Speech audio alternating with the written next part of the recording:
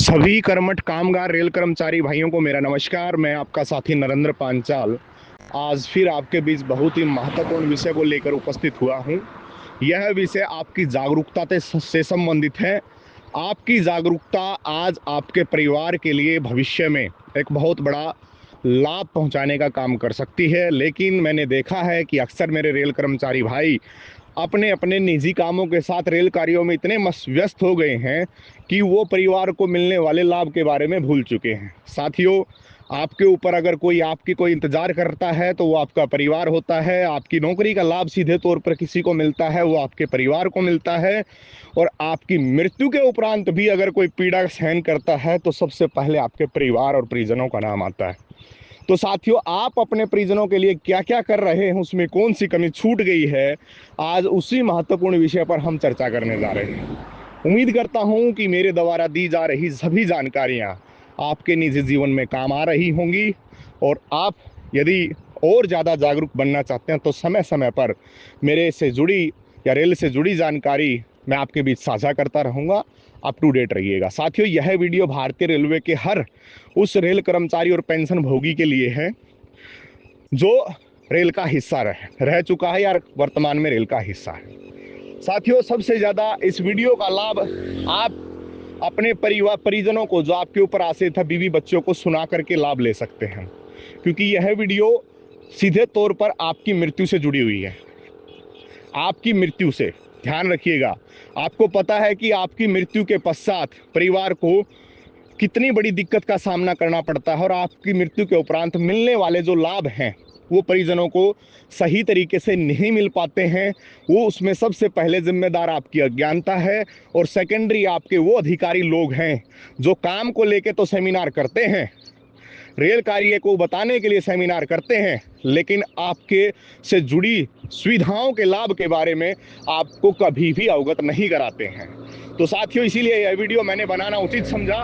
तो सभी रेल कर्मचारी भाइयों के बीच यह वीडियो प्रसारित कीजिएगा, क्योंकि आपका परिवार आपका इंतजार करता है, आपके दुखों में सदैव खड़ा रहता है। तो उनकी मदद आपको आर्थिक सतह पर कैसे करनी है। साथियों, मैं बात कर रहा हूं आपकी मृत्यु की। मृत्यु दो प्रकार से, एक्सीडेंटल डेथ हो या नेचुरल डेथ हो। जैसे सड़क हादसा है, ठीक है, वो दुर्घटना है। रेल का हादसा है, रनओवर केसेस हैं, वो भी एक दुर्घटना का कारण है। और यदि आपकी हत्या है तो वो भी एक दुर्घटना का कारण है।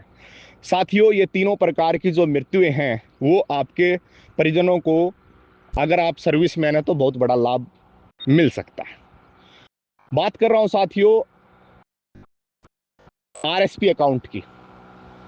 RSP account, railway salary package, एक ऐसा खाता जिसका मतलब बैंकिंग सेक्टर के साथ रेलवे का एमओयू हुआ है, और उसमें आपके परिवार को कम से कम आपकी मृत्यु के उपरांत 1 करोड़ रुपए की धनराशि का लाभ मिल सकता है, अगर आपका आरएसपी अकाउंट है तो। आज ये वीडियो मैंने क्यों बनाना जरूरी समझा, हालांकि 7 सीपीसी का दौर था, और जब एआईआरटीयू ने नई नई कमांड संभाली तो भारतीय रेलवे में सबसे बड़े स्तर पर अगर मृत्यु दर किसी की थी तो वो रेलवे में ट्रैक मेंटेनर कर्मचारियों की थी। आए दिन पटरी पर 4 से 5 ट्रैक मेंटेनर रनओवर हो रहे हैं, वर्तमान में भी उसमें गिरावट नहीं आई है। तो इसी को उदाहरण पेश करते हुए मैंने तुलनात्मक उदाहरण पंजाब स्टेट और हरियाणा स्टेट की पुलिस प्रशासन या एक छोटे से सिपाही का मैंने उदाहरण देते हुए प्रशासन से मांग की कि जब राज्य स्तरीय कर्मचारियों को 1 करोड़ रुपए एक्स ग्रेशिया बेनिफिट का लाभ मिल सकता है, तो केंद्रीय कर्मचारियों को या रेलवे सेक्टर में उसका लाभ क्यों नहीं। तो एक न एक दिन इस मांग पर स्वीकृति मिली, और आज भारतीय रेलवे के हर रेल कर्मचारी को मिनिमम 1 करोड़ रुपया एक्स ग्रेशिया बेनिफिट का लाभ आपको मिल रहा है। ये आपका एक प्रकार से बीमा कवर है। आपको मैंने बता ही दिया कि 2 प्रकार के केसेस में आपको मिलता है। और उस समय जब ये मांग उठाई गई तो बहुत सारे मेरे साथियों ने विरोध किया था कि पांचाल भाई, शायद 1 करोड़ रुपया तो बहुत बड़ी धनराशि है। मैं बोला, जो व्यक्ति चला जाता है उसके जाने के बाद 1 करोड़ रुपया कुछ भी नहीं है, एक नगण्य अमाउंट में इसको मानता हूँ। ऐसी क्षतिपूर्ति को तो कभी भी मतलब उसकी कमी को तो हम खैर कभी पूरा नहीं कर सकते, लेकिन उनके लिए जिस उद्देश्य से हमने संगठन बनाए हैं उनके उद्देश्यों को पूरा कराने के लिए कम से कम प्रशासन से मांग तो रख ही सकते हैं। फाइनली साथियों, मैं आपको अवगत करवाना चाहता हूँ, मेरे सामने ताजे ताजे दो उदाहरण हैं। दिल्ली मंडल के मेरठ सेक्शन में एक ट्रैक मेंटेनर साथी जो गेट की ड्यूटी करके घर जा रहा था, और जिस रास्ते पे वो हर रोज आता जाता था उसी रास्ते से आ जा रहा था। फाइनली जाते समय उसका एक्सीडेंट हो जाता है, और एक्सीडेंट के दौरान साथी पूर्णतः विकलांग हो जाता है। कई जगह उसके हाथ पांव में फ्रैक्चर आ जाते हैं और बॉडी काम करना बंद कर देती है। और इसके लिए उसने ऑन ड्यूटी होने का दावा भी प्रस्तुत किया है और आईओडी की मांग भी की है, लेकिन वहाँ के जो सेक्शनल अधिकारी हैं वो उसको भाव नहीं दे रहे हैं, और कर्मचारी अपनी ही छुट्टी पर या तो सिक या एलएपी में अपना जीवन काट रहा है या इलाज करा रहा है। खैर, ये एक मुद्दा अलग है, लेकिन इसके ऊपर भी मैं चाहूँगा कि प्रशासन तक ये वीडियो पहुँचे तो प्रशासन इस पर गौर तलब करे और साथी कर्मचारी को लाभ देने का काम करे। साथियों, हम बात करेंगे फिर से, यदि अब उसमें कमी क्या रही, उन कर्मचारियों ने अभी भी आरएसपी अकाउंट ओपन नहीं कराया। तब मैंने उनसे पूछा कि आरएसपी अकाउंट क्यों नहीं ओपन कराया। बोले कि सर, हमने अपने सीओएस महोदय को बोला हुआ है कि आरएसपी अकाउंट ओपन करेगा वो, लेकिन 1 साल से ज़्यादा का समय हो चुका है आवेदन दिए हुए, लेकिन कोई भी प्रतिक्रिया उनकी ओर से नहीं है। फाइनली साथियों, मैं बोलना चाहता हूं कि भारतीय रेलवे में सुरक्षा सेमिनार तो बहुत होते रहते हैं, लेकिन आपकी सुरक्षा और आपके आश्रितों को मिलने वाले लाभ से संबंधित विषयों पर शायद ही कभी कमेटियां आयोजित करती हैं, एक सेमिनार आयोजित करती हैं। तो रेलवे कर्मचारियों के लिए रेल की महत्वता तो नजर आती है, लेकिन रेल कर्मचारी और उसके परिवार को मिलने वाले लाभ के बारे में कभी भी सेमिनार रेलवे नहीं करती है। बड़ा दुर्भाग्यपूर्ण विषय है। तो आपको स्वयं जागरूक होना पड़ेगा, इसीलिए आपकी जागरूकता के लिए ही मैंने ये वीडियो बनाई है। लास्ट में 2 दिन से इंतजार कर रहा था कि इस टॉपिक पर वीडियो बनना अति अनिवार्य है। विशेष रूप से वो सारे साथी जो अपने निजी कामों में व्यस्त हैं या रेल कार्य में व्यस्त हैं, या फिर आपके पास और भी ऐसे कर्मचारी जो शिक्षित नहीं हैं, जिनको जानकारी नहीं है, जो पीड़ित हैं, दुखी हैं, तो उनकी भी आप मदद कर सकते हैं इस वीडियो के जरिए। सबसे पहले दोस्तों, आरएसपी अकाउंट कितने प्रकार का होता है, इसको ओपन करवाने का प्रोसीजर क्या है। जिस भी बैंक के अंदर, बैंक शाखा के अंदर आपका खाता है, आपका सेविंग अकाउंट है, वो चाहे एसबीआई में हो, यूनियन बैंक में हो, केनरा बैंक में हो, आईसीआईसीआई में हो, किसी भी बैंक में हो, तो आप अपने बैंक में जाइए और एक आवेदन ब्रांच मैनेजर को दीजिए। साथ में अपनी जो वर्तमान की पे स्लिप है, उस पे स्लिप को साथ लेके जाइए। करंट की पे स्लिप आपको साथ में देनी होगी। एक आवेदन लिख के देना होगा कि मेरे सेविंग अकाउंट को आरएसपी अकाउंट में तब्दील किया जाए। 4 प्रकार के आरएसपी अकाउंट बने हुए हैं, जिसमें सबसे पहला सिल्वर है, गोल्ड है, डायमंड है, प्लेटिनम है। 10,000 वेतन पाने वाले साथियों का सिल्वर है और 1 लाख से ऊपर वेतन पाने वालों के लिए प्लेटिनम है। तो मैं इसके साथ साथ आपको अवगत कराना चाहूँगा कि आरएसपी अकाउंट का बड़ा लाभ किस प्रकार ले सकते हैं।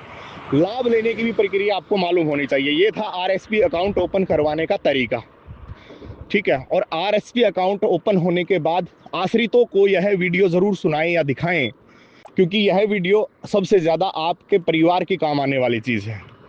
क्योंकि यह वीडियो मैं इसलिए बना रहा हूं कि भारतीय रेलवे में अक्सर 4 से 5 रेल कर्मचारी, जो विशेष रूप से ट्रैक मेंटेनर साथी हैं, जो सेफ्टी कैटेगरी में आते हैं, पॉइंट्समैन भाई हैं, ठीक है, जो ऑन ड्यूटी रहते हुए शंटिंग के दौरान रन ओवर हो जाते हैं, एक्सीडेंटल केस का शिकार होते हैं, उनको लेकर के वीडियो बनाई जा रही है। तो गौरतलब है कि जागरूक बनिए, अपने परिवार को, शिक्षित परिवार को जागरूक बनाइए, तभी आप बड़ा मुनाफा ले पाएंगे। साथियों, अब मैंने बताया कि टाइप ऑफ डेथ हैं वो 2 प्रकार के हैं, जिसमें आपको लाभ मिलेगा आरएसपी अकाउंट के जरिए। वो नेचुरल डेथ हो और एक्सीडेंटल डेथ हो। नेचुरल डेथ के अंदर आपको क्या करना होगा, यदि मान लो आपका किसी बीमारी का इलाज चल रहा और इलाज के दौरान आपकी मृत्यु हो जाती है, तो सबसे पहले आपके डॉक्टर की जो डेथ समरी है, ठीक है, डिस्क्लोजर रिपोर्ट जो है, एक तो वो आपको चाहिएगी, और दूसरा मृत्यु प्रमाण पत्र और मृत्यु का कारण। ये 3 चीज़ आपको चाहिएगी नेचुरल डेथ के अंदर। यदि आपकी एक्सीडेंटल डेथ है, एक्सीडेंटल डेथ के अंदर आपको सबसे पहले चाहिए एफआईआर की कॉपी, सेकेंडरी चाहिए पुलिस का पंचनामा, थर्ड चाहिए आपको पोस्टमार्टम की रिपोर्ट, और लास्टली चाहिए मृत्यु प्रमाण पत्र। उसमें चाहिएगी 4 चीज़। अब आपको मैं बताना, यदि कोई रेल कर्मचारी गुजर जाता है, मृत्यु का शिकार हो जाता है, जाने अनजाने में डेथ कर जाता है, तो ऐसे कर्मचारियों का हो सके तो पोस्टमार्टम अवश्य कराएं। बहुत सारे साथी हैं जो पोस्टमार्टम नहीं कराते हैं। तरीका मैंने बता दिया। नेचुरल डेथ में अगर आप इलाज के दौरान किसी की मृत्यु हो रही है तो उसकी समरी डॉक्टर से आपको मृत्यु का कारण लिखवाते हुए, ठीक है, और समरी के साथ में आपको पेपर कलेक्ट करने हैं ताकि आपके परिवार को आसानी से उसका लाभ मिल जाए। और यह वीडियो असल में है ही रेल परिवारों के लिए, आपके ऊपर आश्रित आपके परिजनों के लिए। तो मेरी आपसे दरख्वास्त है, इस पर गौर फरमाएं। और यदि किसी को कोई जानकारी समझ में नहीं आ रही हो तो आप मेरे मोबाइल नंबर पर कॉल्स कर सकते हैं। मेरा नंबर है 6280535748। सेकंड व्हाट्सअप नंबर है 9569119921। साथियों, तो वीडियो सुने तो उसका लाभ लें। और सबसे पहले, अगर आप एक जागरूक रेल कर्मचारी हैं और चाहते हैं कि आपके बाद आपके परिवार को धक्के ना खाने पड़े, तो उसका तरीका मैं आपको बता रहा हूं। यदि आरएसपी अकाउंट है तो आपको बहुत बड़ी धनराशि का आपके परिवार को लाभ मिलेगा। और यदि आरएसपी अकाउंट नहीं है या आपने जो चीज़ें मैंने बताई हैं आरएसपी अकाउंट से जुड़े लाभ लेने के लिए, वो प्रक्रिया आपकी पूर्ण नहीं है। पूर्ण कौन कौन सी? पोस्टमार्टम रिपोर्ट, एफआईआर की कॉपी, मृत्यु प्रमाण पत्र और पुलिस पंचनामा। ये चीज़ें अगर आपकी नहीं है तो आप ये मान लीजिए कि आपके आश्रितों को लाभ नहीं मिलेगा। करंट में मैंने ताज़ा उदाहरण दिया है, पेंशन भोगी भी इसका लाभ ले सकते हैं और वर्तमान में जो सर्विसमैन साथी जो करंट में ड्यूटी कर रहे हैं वो भी इसका लाभ ले सकते हैं। आपकी विकलांगता, अगर पूर्ण विकलांग आप हैं तो आपकी विकलांगता पर भी आपको एक्स ग्रेशिया का बेनिफिट मिलेगा। ध्यान रखना, केवल मृत्यु के उपरांत नहीं, विकलांगता के ऊपर भी आपको लाभ देने का प्रावधान है। तो साथियों, जागरूक बनिए, आरएसपी अकाउंट तुरंत ओपन करवाइए, ठीक है। और इस अकाउंट के बाद में जो प्रोसीजर मैंने बताया है, हर रेल कर्मचारी से मेरी दरख्वास्त है कि यदि आपके किसी भी कर्मचारी, पति, आपके बेटे या आपके पिता के साथ अनहोनी हो गई है तो सर्वप्रथम डॉक्टरी रिपोर्ट अवश्य तैयार करवाएं, हो सके तो पोस्टमार्टम करवाएं अगर मामला एक्सीडेंटल है तो। क्योंकि किसी भी पॉलिसी का लाभ लेने के लिए, किसी भी प्रीमियम का लाभ लेने के लिए आपको इन चीज़ों की पूर्ति पूरी करना ज़रूरी है। क्यों? अभी अभी मेरा एक साथी है, वो भी मृत्यु को का शिकार हो गया है, भगवान को प्यारा हो गया है, ठीक है। तो उसके अंदर भी ये चीज़ों का मैंने सामना किया और उसकी मृत्यु के उपरांत पोस्टमार्टम ना होने की वजह से आज उसकी जो सारी पॉलिसीज़ थी, हो सकता है कि आपने, अब तो मैं रेल कर्मचारी की भी बात कर रहा हूँ, यदि आपके निजी क्षेत्र के अंदर गांव में कहीं कोई व्यक्ति एलआईसी की पॉलिसी करा के बैठा है, ठीक है, कोई जीवन बीमा लेके बैठा है, तो ये चीज़ें उनके ऊपर भी लागू होती है। उनकी मृत्यु के उपरांत भी सबसे पहले पोस्टमार्टम बहुत अनिवार्य है, ठीक है। एफआईआर की कॉपी सख्त है, ज़रूरत है, ठीक है। इलाज की पर्ची भी ज़रूरी है और समरी भी ज़रूरी है और मृत्यु का कारण है वो जानना बहुत ज़रूरी है। अगर ये चीज़ें आप पूरी कर लेते हो तो निश्चित है कि आप अपने आश्रित परिवार के लिए एक अच्छी धनराशि का लाभ उसको दिला सकते हैं। अगर यदि आप ऐसा नहीं करते हैं तो रेल कर्मचारियों को ऐसा नहीं कि बाकी लाभ नहीं मिलेगा, इसके अलावा उनको ग्रेजुइटी, पेंशन और लीव इनकेसमेंट, ये उसको 3 लाभ तो मिलेंगे ही मिलेंगे। लेकिन अगर आप आरएसपी अकाउंट करा लेते तो बहुत बड़ी धनराशि का लाभ हम आपको दिलाने का सहयोग कर सकते हैं। और मेरी अपील है कि वेलफेयर इंस्पेक्टर, जो भारतीय रेलवे में एक महत्वपूर्ण पद है जिसका काम ही यही है, दरख्वास्त करता हूं कि आप समय समय पर अपने अपने सेक्शन में एक सेमिनार का आयोजन करें और सभी रेल कर्मचारियों को इसके बारे में जागरूक बनाएं। माननीय सीनियर डीपीओ जी और भारतीय रेलखंड के सबसे उच्च पदों पर बैठे अधिकारीगणों से मेरी अपील है, इसके लिए स्पष्ट डायरेक्शन जारी करें और कड़ाई से अनुपालना करने की चेतावनी दें। धन्यवाद। जय Hind. All India railway trackman union जिंदाबाद।